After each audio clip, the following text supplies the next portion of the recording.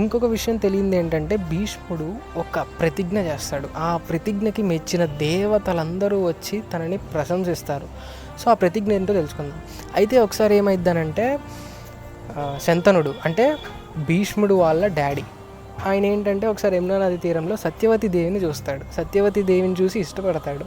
ఇది తెలుసుకొని భీష్ముడు సత్యవతి వాళ్ళ తండ్రి దగ్గర ఇలా మాట్లాడతాడు: మా తండ్రి గారి చేత మీ కూతురిని ఇచ్చి పెళ్లి చేయండి అంటే అతను ఒప్పుకోడు. చెప్తాడు, ఇప్పుడు నేను ఇచ్చి పెళ్లి చేస్తే తనకి పుట్టే బిడ్డలు నీ కింద పని చేయాల్సి వచ్చింది, మళ్ళీ నా కూతురు దాసిగా పని చేయాల్సి వచ్చింది, కాబట్టి నేను ఒప్పుకోలేను.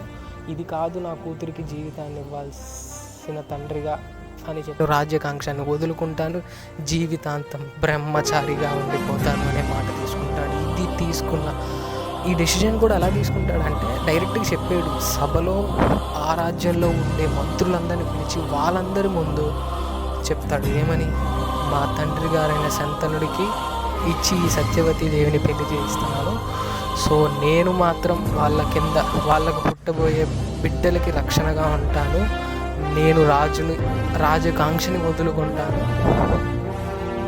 అని చెప్పేసి అందరి ముందు ఆ ప్రతిజ్ఞ చేస్తే పైనుండి దేవతలు వచ్చి అతనికి ప్రశంసలు కురిపిస్తారు.